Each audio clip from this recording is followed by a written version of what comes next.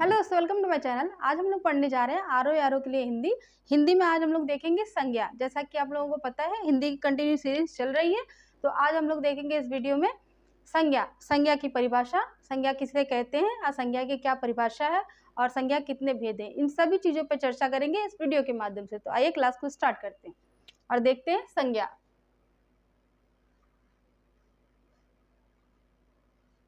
आज हम लोग पढ़ने जा रहे हैं संज्ञा।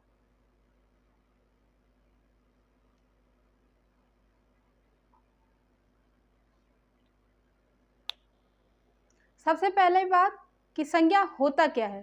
संज्ञा को समझने के लिए पहले जानते हैं संज्ञा का अर्थ क्या होता है। तो संज्ञा का अर्थ है नाम। संज्ञा का अर्थ क्या है? संज्ञा का अर्थ है नाम। जैसा कि इस संसार में जितने भी व्यक्ति हैं या जितने भी वस्तुएं हैं उनका कुछ ना कुछ नाम होता है। तो जो कुछ ना कुछ नाम होता है वो क्या कहलाता है? वो संज्ञा कहलाता है। तो आइए अब इस वीडियो में देखते हैं इसकी परिभाषा। तो संज्ञा की परिभाषा को देखते हैं। संज्ञा किसे कहते हैं इसकी परिभाषा को जानते हैं। परिभाषा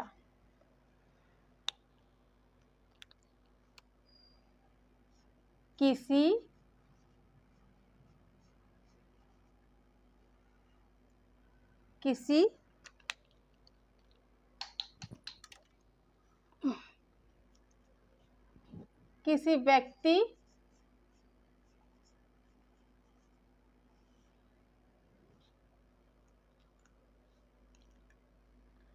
व्यक्ति वस्तु किसी व्यक्ति वस्तु स्थान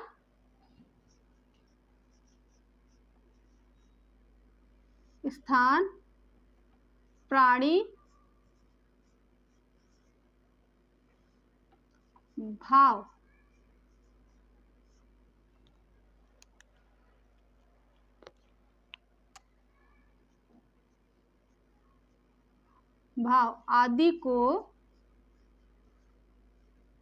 आदि को क्या कहते हैं?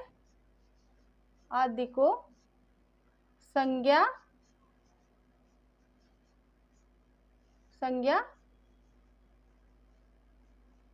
कहते। किसी व्यक्ति वस्तु स्थान प्राणी भाव आदि को संज्ञा कहते हैं। जैसा कि हमने आपको बताया कि संज्ञा का अर्थ होता है नाम। इस संसार में जितने भी व्यक्ति हैं और जितने भी वस्तुएं हैं उनका कुछ न कुछ नाम होता है। और परिभाषा में हम लोग देख रहे हैं कि किसी व्यक्ति वस्तु स्थान प्राणी भाव आदि को क्या कहते हैं? संज्ञा कहते हैं। अब एक एक करके चीजों को समझते हैं। सबसे पहले देखेंगे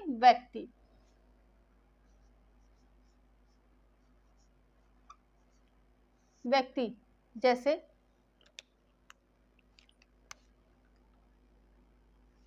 गांधी,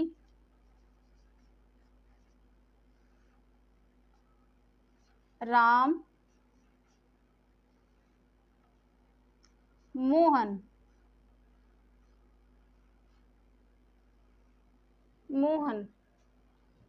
गोपाल, ये सभी क्या है? ये सभी व्यक्ति हैं। अब हम लोग देखेंगे वस्तु।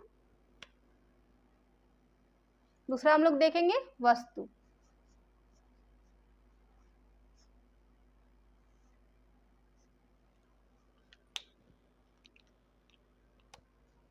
वस्तु में जैसे आपका हो गया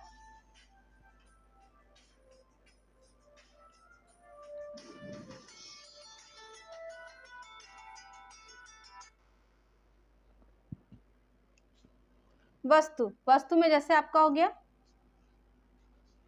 कलम, कुर्सी,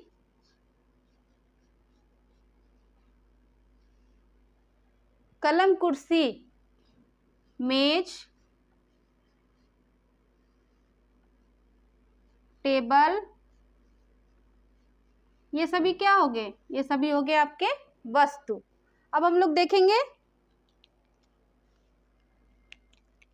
स्थान।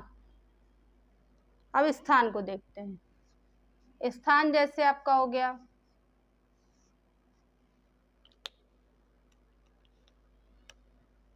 स्थान जैसे हो गया आपका लखनऊ। जैसे क्या हो गया आपका लखनऊ। दूसरा आप देख सकते हैं खेत। तीसरा आप देख सकते हैं स्कूल।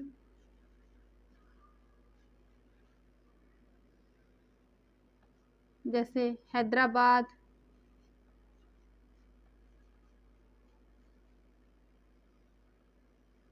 ये सभी क्या है? ये सभी स्थान है। अब हम लोग देखते हैं प्राणी। अब हम लोग देखेंगे प्राणी को। प्राणी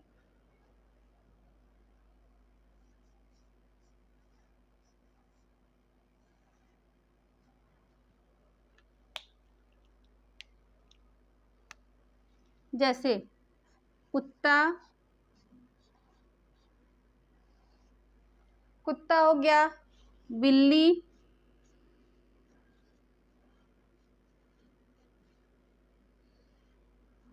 सांप, पक्षी। ये सभी क्या हो गए? ये सभी आपके प्राणी हो गए। अब हम लोग देखेंगे भाव।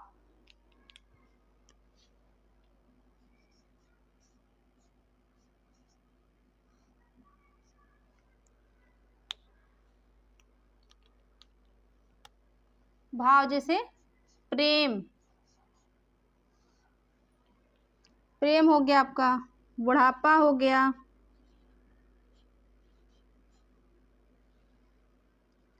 जवानी। जैसे सुगंध।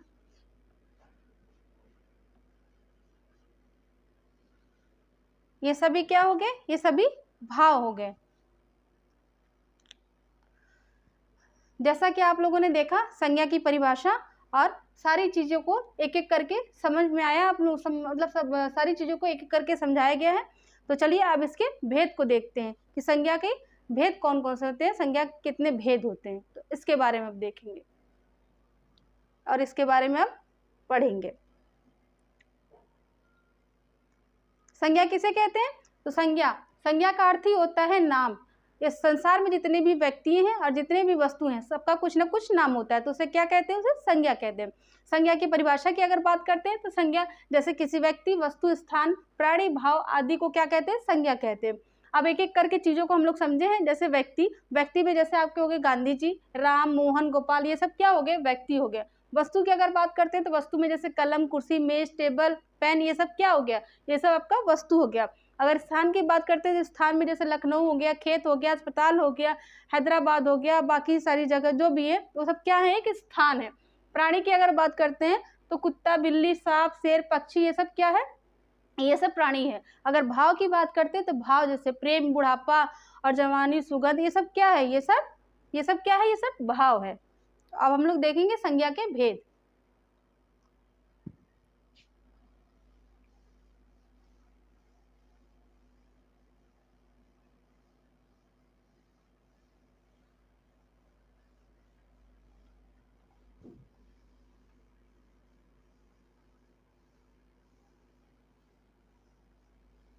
अब हम लोग देखने जा रहे हैं संज्ञा के भेद।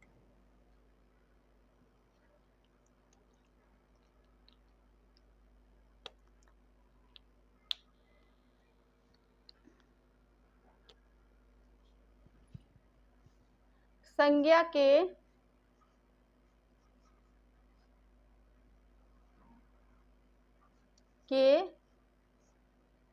5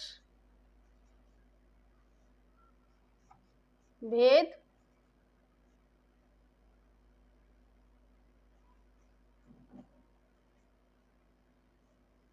होते हैं। कौन कौन से होते हैं? संज्ञा के 5 भेद होते हैं। कौन कौन से होते हैं? अब उसको जानते हैं। संज्ञा के 5 भेद। पहला,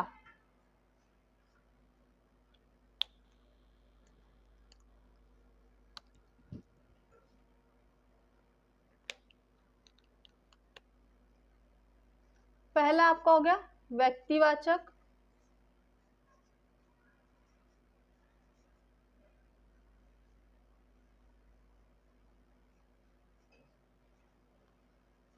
व्यक्तिवाचक संज्ञा, पहला आपका हो गया व्यक्तिवाचक संज्ञा। दूसरा हम लोग देखेंगे जातिवाचक संज्ञा,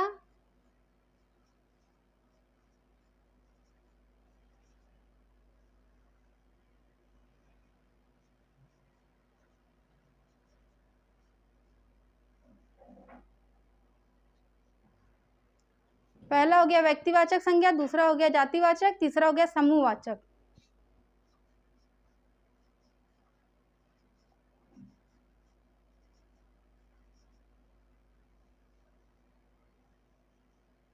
समूहवाचक संज्ञा, तीसरा क्या है समूहवाचक संज्ञा, और चौथा है द्रव्यवाचक।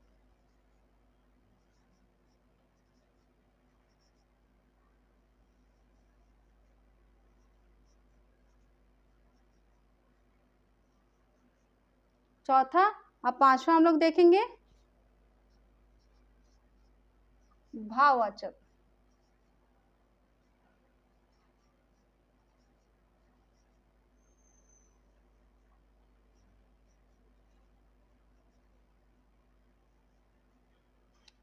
तो संज्ञा के कितने भेद होते हैं? संज्ञा के 5 भेद होते हैं। कौन कौन से होते हैं?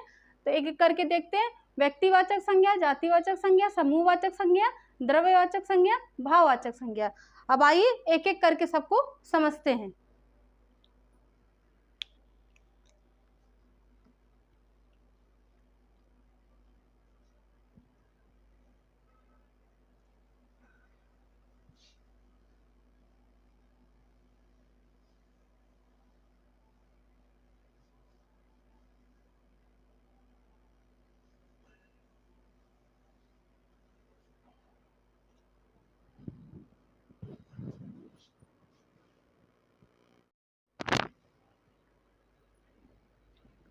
अब हम लोग एक एक करके देखते हैं संज्ञा के भेद। सबसे पहला व्यक्तिवाचक संज्ञा। तो व्यक्तिवाचक संज्ञा किसे कहते हैं? जिस शब्द से किसी एक ही व्यक्ति अथवा वस्तु का बोध होता है उसे क्या कहते हैं? उसे व्यक्तिवाचक संज्ञा कहते हैं। किसे कहते हैं? जिस शब्द से किसी एक ही व्यक्ति अथवा वस्तु का बोध होता है उसे व्यक्तिवाचक संज्ञा कहते हैं। जैसे काशी, संध्या, मोहन, हिमालय, गंगा आदि। ये सब क्या है? इसके एग्जाम्पल है। जातिवाचक। अब दूसरा देखते हैं जातिवाचक संज्ञा। तो जातिवाचक संज्ञा क्या होता है? जिस शब्द अथवा नाम से किसी व्यक्ति अथवा वस्तु की समस्त जाति का बोध होता है। इसमें क्या बोल रहे हैं? इसमें समस्त जाति की बात करता है। समस्त जाति का बोध होता है तो उसे क्या कहते हैं? उसे जातिवाचक संज्ञा कहते हैं। जैसे मनुष्य, पर्वत आदि। अब तीसरा देखेंगे हम लोग समूहवाचक संज्ञा। समूहवाचक संज्ञा जिस शब्द से किसी वस्तु अथवा व्यक्ति के समूह का बोध होता है, जिस शब्द से किसी वस्तु अथवा व्यक्ति के समूह का बोध होता है उसे क्या कहते हैं? समूहवाचक संज्ञा कहते हैं। जैसे सभा, भीड़, ये सब क्या है? ये समूहवाचक का एक एग्जाम्पल है। अब देखते हैं चौथा द्रव्यवाचक। द्रव्यवाचक संज्ञा जिस शब्द से नाप तोल वाली वस्तु का बोध हो, नाप तोल, उसे क्या कहते हैं? द्रव्यवाचक संज्ञा कहते हैं। नाप तोल में जैसे हो गया आपका दूध, जैसे हो गया नाप के, कोयला क्या हो गया? तौल के। तो ये सारे एग्जाम्पल है। अब हम लोग देखेंगे व्यक्तिवाचक और जातिवाचक जो है उसमें अंतर क्या है। अंतर यह है कि व्यक्तिवाचक में किसी वर्ग के एक ही का बोध होता है और जातिवाचक में क्या होता है? जातिवाचक में समस्त का। व्यक्तिवाचक में जो होता है किसी एक ही का बोध होता है और जातिवाचक में समस्त जाति का बोध होता है। तो ये फर्क है इन दोनों में। अब हम लोग देखेंगे पांचवा पॉइंट।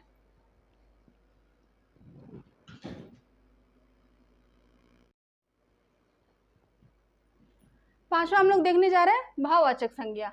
भाववाचक संज्ञा जिस शब्द से किसी वस्तु अथवा व्यक्ति के गुण, दशा, भाव, व्यापार, धर्म, अवस्था, स्वभाव का बोध होता है उसे भाववाचक संज्ञा कहते हैं, जैसे दया, सच्चाई, क्रोध, दरिद्रता आदि। तो दोस्तों वीडियो अच्छी लगी हो तो लाइक करिएगा, चैनल को सब्सक्राइब करिएगा और अब मिलते हैं नेक्स्ट वीडियो में। तो आज के लिए इतना काफ़ी, थैंक यू।